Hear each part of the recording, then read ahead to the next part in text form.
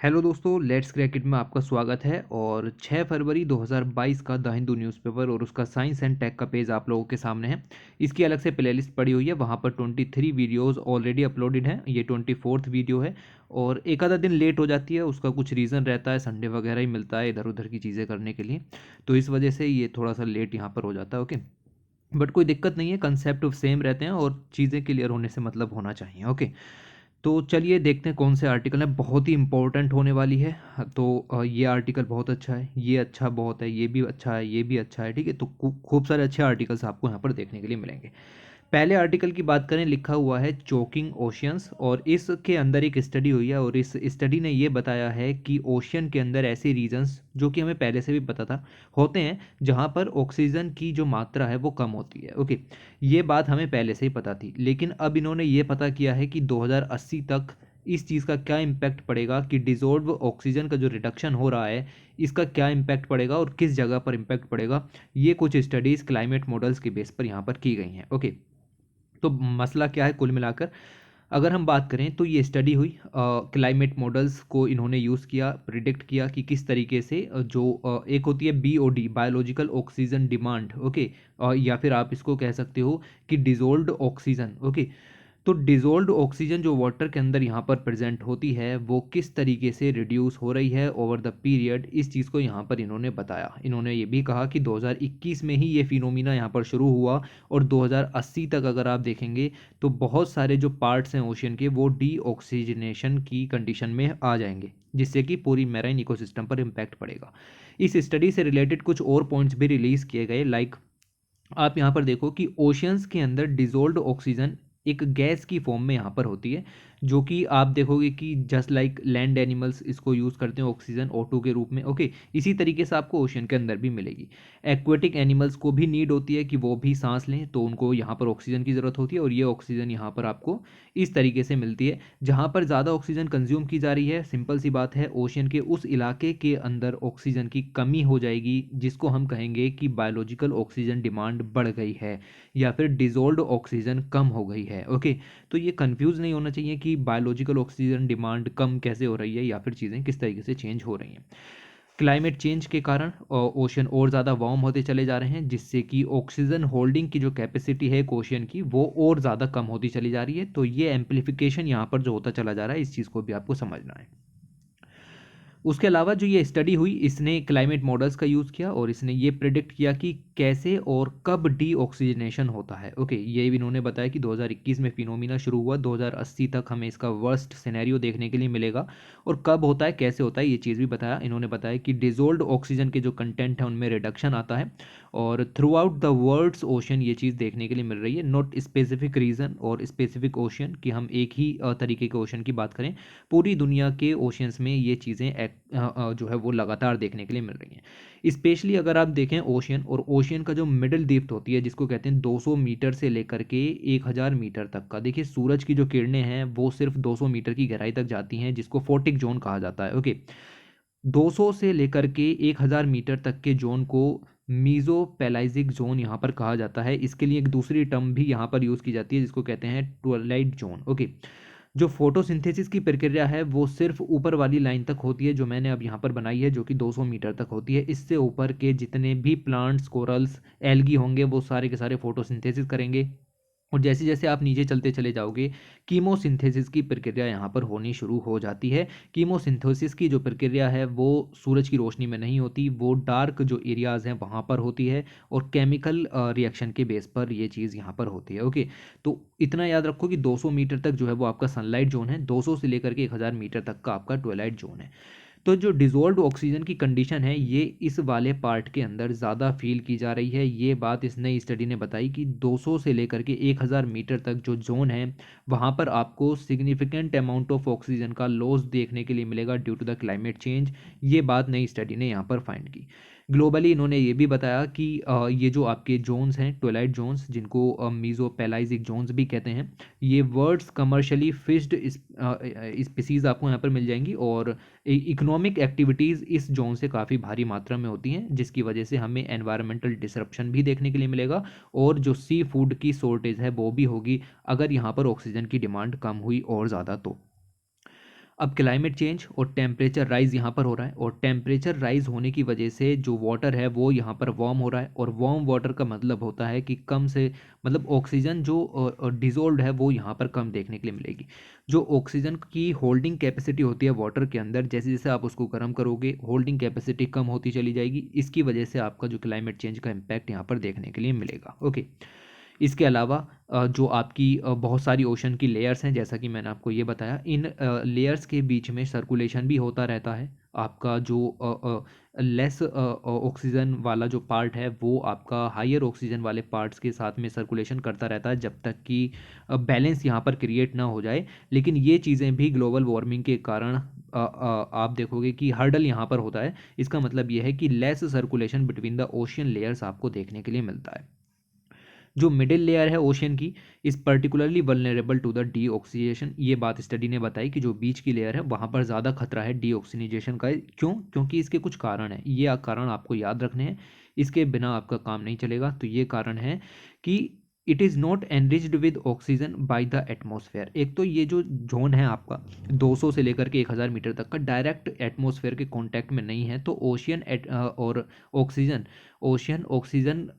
Ocean के अंदर जो बेसिकली ऑक्सीजन है वो एटमॉस्फेयर से नहीं आ पाती डायरेक्ट इस लेयर के अंदर। तो पहली बात तो आपकी ये हो गई कि इस वजह से ऑक्सीजन डिजोल्व कम होता है।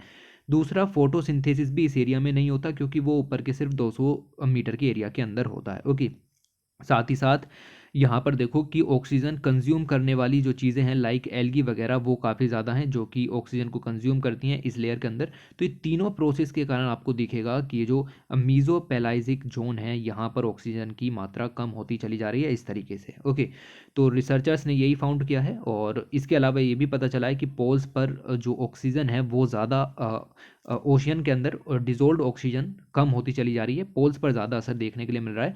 अगर हम बात करें नॉर्थ पैसिफिक की या फिर सदर्न ओशन की, तो ज़्यादा वल्नरेबल हैं डीऑक्सीनेशन के। तो ये पॉइंट याद रखो कि डीऑक्सीजिनेशन के लिए सबसे ज़्यादा वल्नरेबल कौन है? तो एक तो आपके पोल्स हो गए, दूसरा आपका ये जो मिडिल लेयर हो गई वो यहाँ पर हो गई।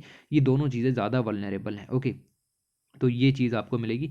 दे आर नॉट येट श्योर कि ये फिनोमिना किस तरीके से होता है पोल्स पर, जबकि इन्होंने ये बता दिया कि मिडिल लेयर में किस तरीके से होता है, लेकिन अभी तक ये क्लैरिटी नहीं है कि पोल्स पर किस तरीके से होता है।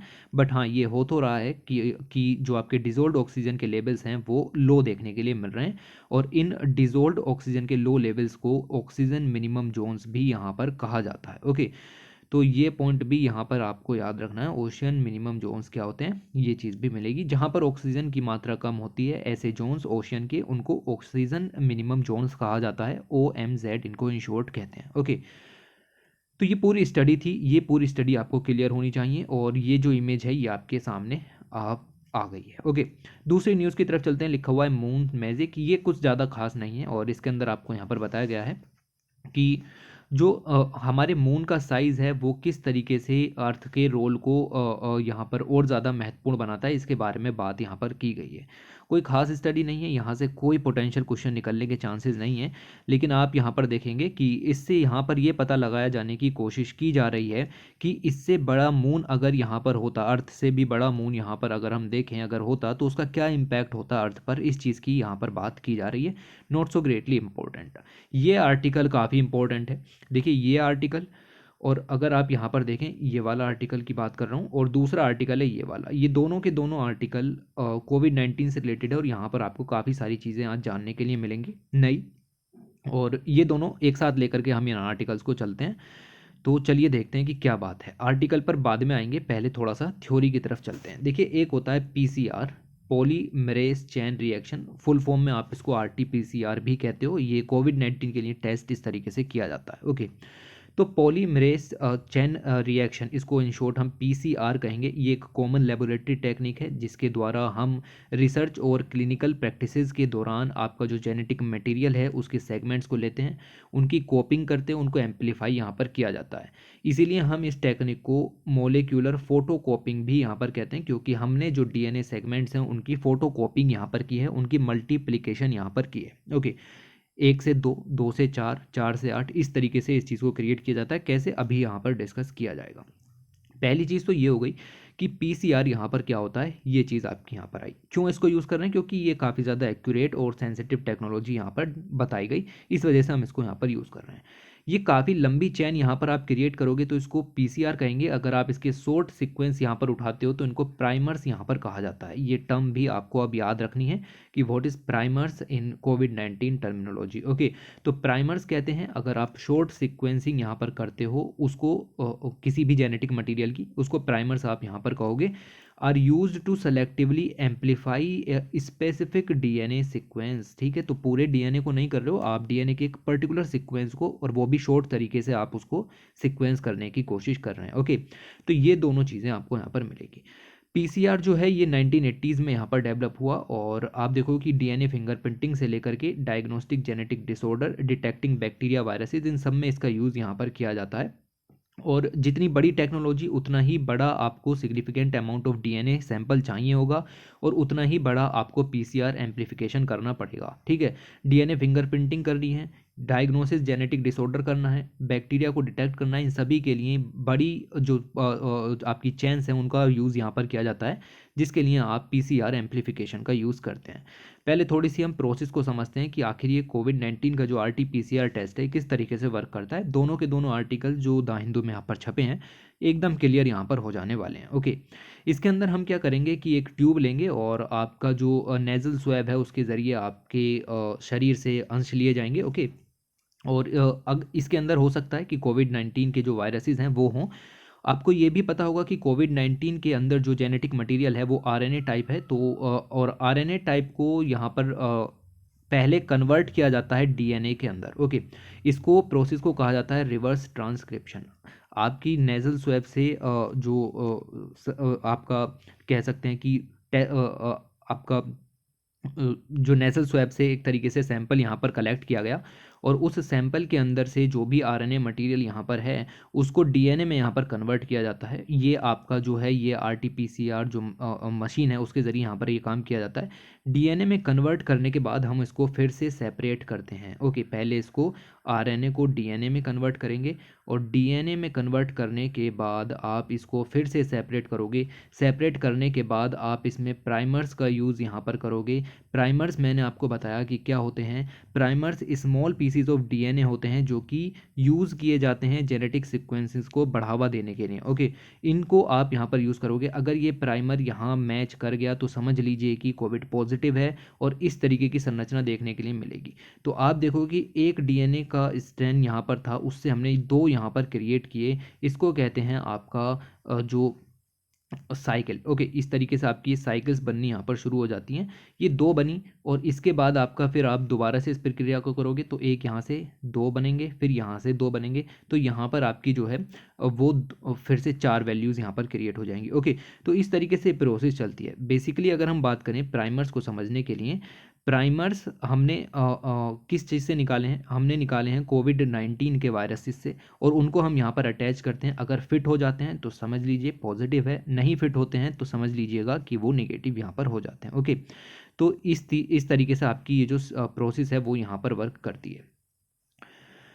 द टेस्टिंग प्रोसेस की अगर हम बात करें, बिगिन होती है जब हेल्थ केयर वर्कर्स आपकी सैंपल्स कलेक्ट करते हैं नेजल स्वैब या सलाइवा ट्यूब के ज़रिए। टेस्ट को यहाँ पर आपका लिया जाता है। आपका हुआ होगा तो इतना तो बेसिक चीज़ें हैं कि ये आपका हेल्थ वर्कर्स करते हैं। सार्स कोविड-2 वायरस जो कि आपका which is a pathogen covid create करता है। इसके अंदर जो जेनेटिक मटीरियल होता है वो आरएनए होता है। तो इसके अंदर आपकी दो प्रोसेस होती हैं आरटी-पीसीआर के अंदर। मैंने आपको बताया सबसे पहले जो पीसीआर के ज़रिए कन्वर्ट किया जाता है आरएनए को डीएनए के अंदर, और फिर डीएनए जो यहाँ पर क्रिएट हुआ उसको सेपरेट किया जाता है। सिंपल प्रोसेस, आरएनए को डीएनए में कन्वर्ट करेंगे, और कन्वर्ट करने के बाद उसको सेपरेट करके प्राइमर्स का यूज़ करते हुए आप इस चीज़ को दिखाने की कोशिश करोगे कि आपका जो कोविड पॉजिटिव है या फिर कोविड निगेटिव है। अब इस बात की कैसे पता लगेगी, देखिए आपने यहाँ पर दो कॉपीज़ बनाई, ये रही पहली कॉपी, ये रही आपकी दूसरी कॉपी। ये कॉपीज़ को जब आप बेसिकली यहाँ पर अगर आप देखें तो ये कॉपी यहाँ पर आपकी बन गई। इसके अंदर से आपको एक इमेज मैं यहाँ पर दिखाना चाहता हूँ। पहले ये वाली इमेज आप यहाँ पर देखिए, ये सैंपल्स आपने लिए, ये आपने यहाँ पर इसको डाला, कॉपीज़ यहाँ पर बनानी शुरू की, और जैसे जैसे यहाँ पर कॉपीज़ बनती चली जाएंगी एक फ्लोरोसेंस यहाँ पर क्रिएट होता चला जाएगा, एक तरीके की चमक जो इसको यहाँ पर कहते हैं वो यहाँ पर क्रिएट होती चली जाएगी। जितनी वैल्यू के बाद ये चीज़ यहाँ पर क्रिएट हो रही है, मान लीजिए पहली जो आपका सैंपल था उसमें 2 वैल्यूज़ यहाँ पर आपने की, ठीक है, एक डीएनए को 2 हिस्सों में यहाँ पर आपने जो है वो बढ़ाया, ओके, एम्पलीफाई किया, फिर 2 से आपने यहाँ पर 2 और 2 4 यहाँ पर किए, और इस तरीके से आप देखोगे कि 4 से 8, तो इस तरीके से आपकी वैल्यू, मान लीजिए कि 8 के बाद आपकी ये जो प्रॉपर्टी है फ्लोरोसेंस की, ठीक है, ये वाली जो आप यहाँ पर देखिए, ठीक है, ये वाली प्रॉपर्टी अगर आपकी हो जाती है तो हम यहीं पर ही रुक जाते हैं और कहते हैं कि ये सी टी इसकी वैल्यू हो जाती है, जिसको साइकिल थ्रेशोल्ड वैल्यू यहाँ पर कहा जाता है, ठीक है, cycle threshold C T value इसको यहाँ पर कहते हैं।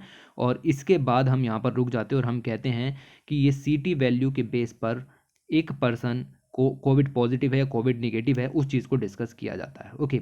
अभी हम इसके बारे में और देखते हैं, पहले देखते हैं कि आखिर हुआ क्या है, ओके। तो ये न्यूज़ यहाँ पर जो है ये किस चीज़ के ऊपर में बात यहाँ पर कर रही है। देखिए, अगर हम बात करें प्राइमर्स की तो हमने यहाँ पर यूज़ किए ये रहे, ठीक है, ये प्राइमर्स हमने यहाँ पर यूज़ किए। और प्राइमर्स की अगर हम बात करें तो यहाँ पर देखिए, ये है आपका CSIR का इंस्टीट्यूट जिसका नाम है institute of genomics and integrative biology, IGIB। इन्होंने सक्सेसफुली डेवलप किया है एक यूनिक पूल ऑफ प्राइमर्स, एक प्राइमर्स का इन्होंने टूल डेवलप किया है।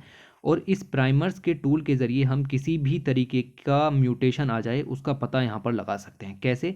हम यहाँ पर उसको अटैच करेंगे, देखिए ये आया आपका वायरल NA, ये आपका प्राइमर अटैच होगा, अगर फ्लोरेसेंस प्रॉपर्टीज़ या डाई प्रॉपर्टीज़ यहाँ पर आ जाती हैं तो पॉजिटिव होगा, नहीं आती हैं तो नेगेटिव होगा, ठीक है। तो प्राइमर्स का यूज़ हम यहाँ पर इस तरीके से करते हैं। अब ये जो प्राइमर्स हैं यहाँ पर ये क्रिएट किए जाते हैं, अभी हमारे पास सिर्फ 2 से लेकर के 3 तरीके के जेनेटिक जो म्यूटेशन है उनके लिए हमारे पास ये मौजूद थे, लेकिन अब हमने ये ऐसा क्रिएट किया है प्राइमर कि किसी भी तरीके का म्यूटेशन हो, ओमिक्रॉन है जैसे 32 म्यूटेशन यहाँ पर कर सकता है, तो 32 के 32 म्यूटेशन के लिए हम सिंगल प्राइमर का यूज़ यहाँ पर कर सकते हैं, ठीक है, एक ही तरीके के प्राइमर्स का। अभी तक ऐसा नहीं किया जाता था, हर एक म्यूटेशन के लिए आपको अलग से प्राइमर डेवलप करना पड़ता था, ठीक है। तो ये जस्ट एक स्टडी है, थोड़ा डीप में हो गया होगा सब कुछ, ठीक है। और बट इतना तो आपको यहाँ पर समझना पड़ेगा, ओके, जितना समझ में आया ठीक है, ओके, ये चीज़ें आपकी चलेंगी। तो यहाँ पर यही बातें क्लियर की गई हैं कि इन्होंने एक ऐसा डेवलप किया है unique pool of primers and kit, एक तरीके से किट डेवलप की है, और जो कि RT-PCR टेस्टिंग में यूज़ होगी SARS-CoV-2 वायरस को डिटेक्ट करने के लिए। और इन्होंने डेवलप किया है primers that will not be affected by mutation seen in SARS-CoV-2 variant. तो वेरिएंट्स के अंदर जो म्यूटेशन होता है उससे प्राइमर पर कोई भी असर नहीं पड़ेगा। आप सिंगल प्राइमर का यूज़ करके जो फ्यूचर में आने वाले अलग अलग तरीके के वेरिएंट्स हैं उनको भी डिटेक्ट कर सकते हैं। और इसके अंदर आप देखो कि कोई भी COVID-19 का वेरिएंट हो उसको डिटेक्ट किया जा सकता है विदाउट द फेलियर, ओके। तो ये सारे पॉइंट आपको यहाँ पर ध्यान रखने हैं। अभी क्या है कि अलग अलग तरीके के वेरिएंट हैं, आप देखो अल्फा है, beta, gamma, delta, Omicron type के ये सब मिले। तो each new variant that emerge develops a unique set of mutation, जिसके लिए हमें अलग तरीके के प्राइमर की ज़रूरत यहाँ पर पड़ती थी।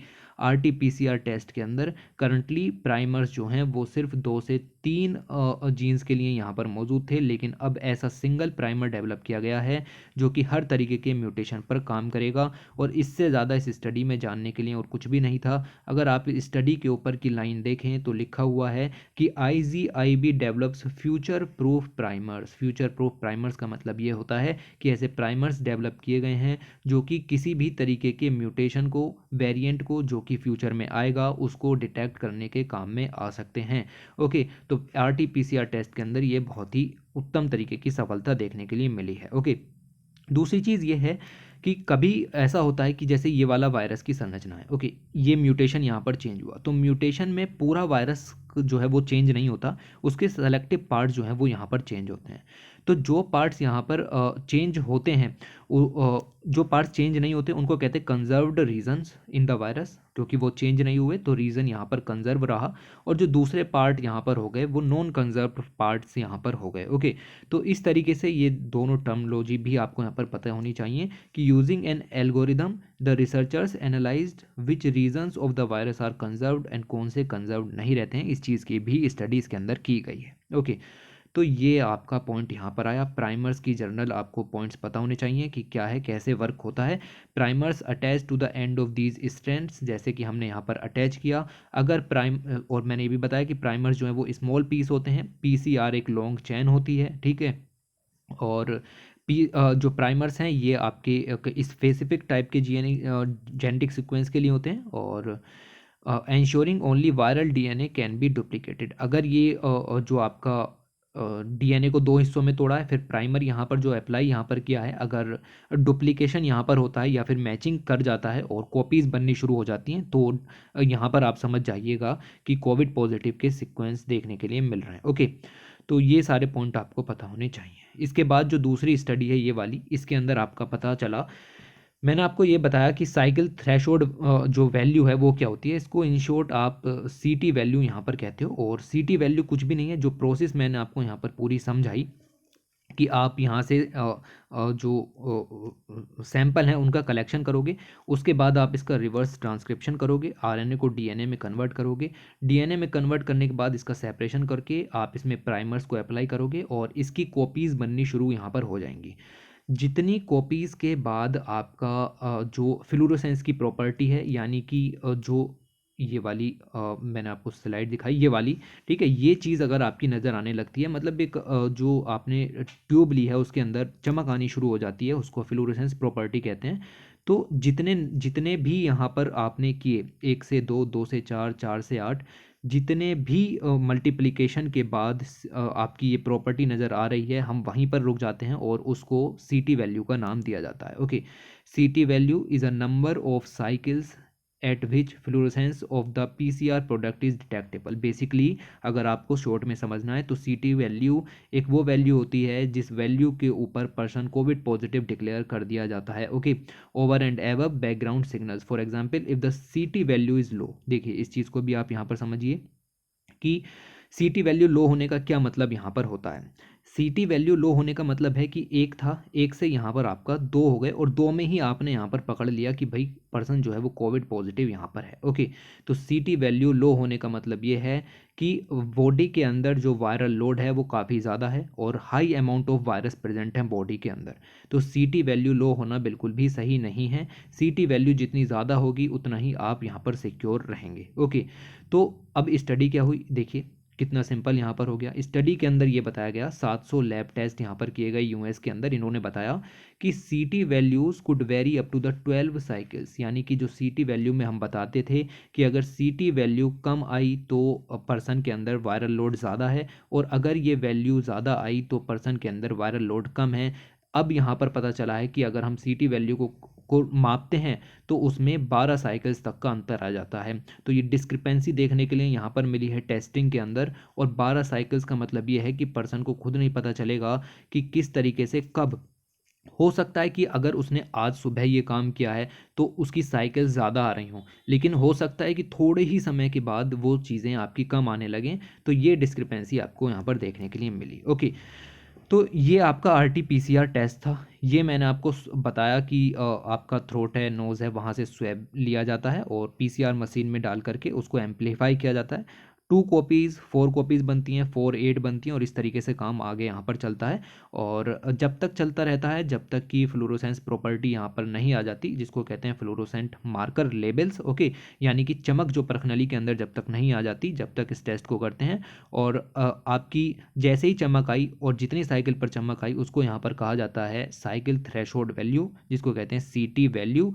Okay, and C T value is the number of cycles that the sample goes through before reaching this threshold. Okay, तो जब तक आपका जो सैंपल है उसमें फ्लोरोसेंस की प्रॉपर्टी नहीं आ जाती तब तक हम सी टी वैल्यू को काउंट यहाँ पर करते रहते हैं। ओके, तो यहाँ पर एक जो पॉइंट निकल करके आया, it follows therefore that greater quantum of genetic material in the sample fewer the cycle to reach the threshold. जितना ज़्यादा जेनेटिक मटेरियल, मान लीजिए कि हाई वायरल लोड आपके शरीर के अंदर है, तो सिंपल सी बात है कि 2 साइकिल के अंदर ही आपको पता चल जाना है कि हाँ भाई बंदा कोविड पॉजिटिव है या नहीं है।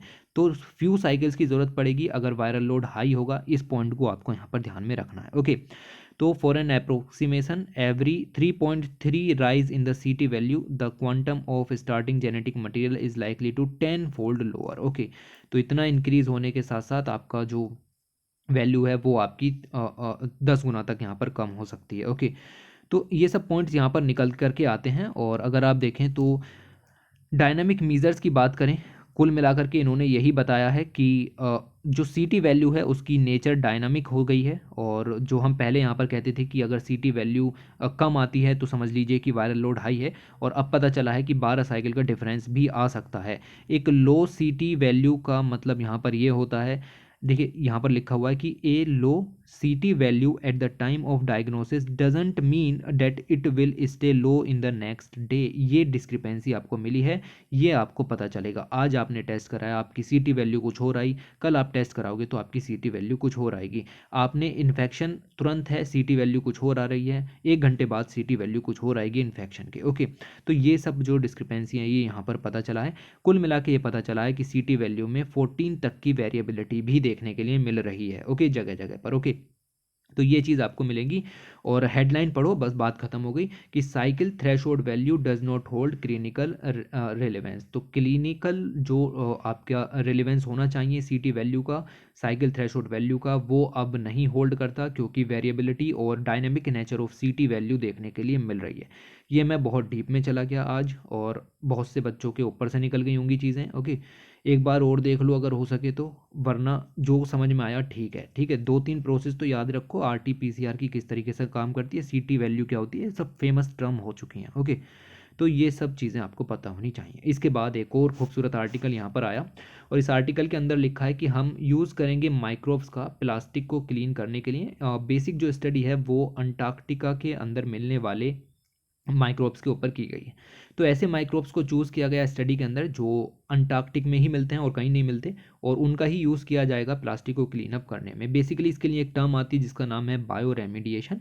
और बायो रेमिडिएशन एक ऐसी प्रोसेस है जिसके अंदर आप माइक्रो ऑर्गेनिजम्स या फिर माइक्रोब्स का यूज़ करते हैं। माइक्रोब्स के अंदर आपके बैक्टीरिया, फंजाई, ये सब आ जाते हैं, आप इनका यूज़ करते हो। ये क्या करते हैं, जैसे आपका ये प्लास्टिक का पार्टिकल है, तो इस प्लास्टिक के पार्टिकल के चारों तरफ ये माइक्रोब्स आपके इकट्ठे होकर के यहाँ पर आपका एंजाइम रिलीज करते हैं, और ये एंजाइम जो है इस प्लास्टिक पार्टिकल को पूरी तरीके से डिग्रेड कर देता है। ओके, तो ये जो प्रोसेस है इसको नेचुरली ओकरिंग क्लीनिंग सिस्टम के नाम से जाना जाता है, यानी माइक्रोब्स खुद नेचर में प्रेजेंट होते हैं, हम उनको नहीं लगाते। ओके, तो उसके जरिए आपका ये काम यहाँ पर होता है। तो ये बायो रेमिडिएशन की जो प्रोसेस है नेचुरली यहाँ पर होती है। दूसरा, बायो रेमिडिएशन की एक लिमिटेशन भी होती है कि हैवी मेटल्स पर वर्क नहीं करता, तो उसके लिए आपका फोटो रेमिडिएशन और या फिर फाइटो रेमिडिएशन नाम की तकनीक्स आती हैं। वो सब चीज़ें थोड़ी डिटेल में हो जाएंगी, उनको यहाँ पर ज़रूरत भी नहीं है। हम आर्टिकल को कवर करने की कोशिश करते हैं। और अर्जेंटीना के साइंटिस्ट ने स्टडी की है कि अंटार्कटिका से ऐसे माइक्रोब्स उठाए जाएं जो कि जो ऑयल स्पिल वगैरह की कंडीशंस हैं, या फिर प्लास्टिक वेस्ट यहाँ पर है, ओके, फ्यूल्स के कारण होने वाला पोल्यूशन है, उनको यहाँ पर आपका सस्टेनेबल तरीके से क्लीन किया जा सके। ऐसे जो कंटेमिनेंट्स हैं उनको क्लीन किया जा सके। ये आपकी जो है वो नेचुरल ओकरिंग क्लीनिंग सिस्टम के रूप में वर्क करेंगे। ओके, ये चीज़ आपको यहाँ पर पता चली। दूसरा, ये जो सब चीज़ें हैं जो आपकी अंटार्कटिक जो आइस सील्ड है, या फिर पूरा का पूरा जो अंटार्कटिक क्लाइमेट है, वो गवर्न किया जाता है बाई मैड्रिड प्रोटोकॉल। तो 1961 का मैड्रिड प्रोटोकॉल है जो कि कॉन्टिनेंट को प्रोटेक्ट करने के लिए आपको बाध्य करता है कि आप अंटार्कटिक को प्रोटेक्ट करने के लिए पूरे कदम यहाँ पर उठाएंगे। ओके, तो ये उसी के हिस्से के अंदर आपकी चीज़ें मिलेंगी जो यहाँ पर की जा रही हैं। और जो नेटिव माइक्रोब्स हैं, जो बैक्टीरिया, फंजाई, जो कि इनहिबिट करते हैं अंटार्कटिक की सोइल में, तो उन्हीं को यहाँ पर यूज़ ये किया गया है। ओके, तो इससे ज़्यादा यहाँ पर कुछ नहीं है। लेकिन जब आपसे प्लास्टिक पोल्यूशन के सॉल्यूशंस यहाँ पर पूछे जाएं, तब आप यहाँ पर लिखोगे कि आप माइक्रोब्स का यूज़ कर सकते हो, और इससे बेहतर जो तकनीक है वो यहाँ पर नहीं मिल सकती नेचुरल तरीके से, अगर आप देखो। ओके, बायो रेमिडिएशन वर्ड का भी आप यहाँ पर यूज़ कीजिएगा। Basically with that we get the microorganism to biologically reduce with a low environmental impact level of contaminants. Okay, the team has now started to research how the microbes could help clean up plastic waste.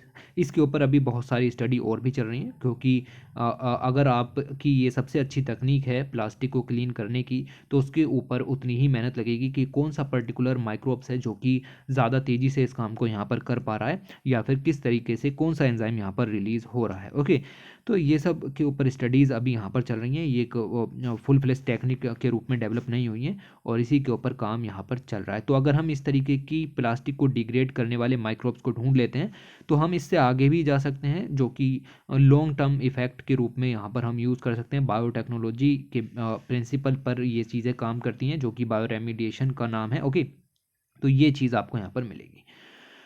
इसके साथ यहाँ पर आपकी जो ये ख़त्म हो गया द हिंदू न्यूज़पेपर। और इसके अलावा कुछ ये है, जैसे एक आर्टिकल था, quantum solution to the 230 year old math problem. इस आर्टिकल को नहीं पढ़ना। ओके, इस आर्टिकल को नहीं पढ़ना, आप अपने इंटरेस्ट के लिए पढ़ सकते हो अगर आप मैथमेटिक्स को थोड़ा सा पसंद करते हो तो। ओके, बाकी तो छोड़ सकते हो, कोई ज़रूरत नहीं है। तो ये आपकी मैगज़ीन थी, ये सब आर्टिकल थोड़े समझने आज ऐसे ही थे, तो ये चीज़ें आपको मिलेंगी। दो बहुत खूबसूरत आर्टिकल्स आपको एनवायरनमेंट के ऊपर मिलेंगे, पहला आर्टिकल और ये माइक्रोब्स वाला आर्टिकल। बाकी के जो दोनों आर्टिकल्स हैं वो आपको RT-PCR से रिलेटेड मिल जाएंगे, इसके अंदर की टर्म्स आपको पता होनी चाहिए। चलिए मैं वीडियो को एंड करता हूँ, and thanks for watching, take care.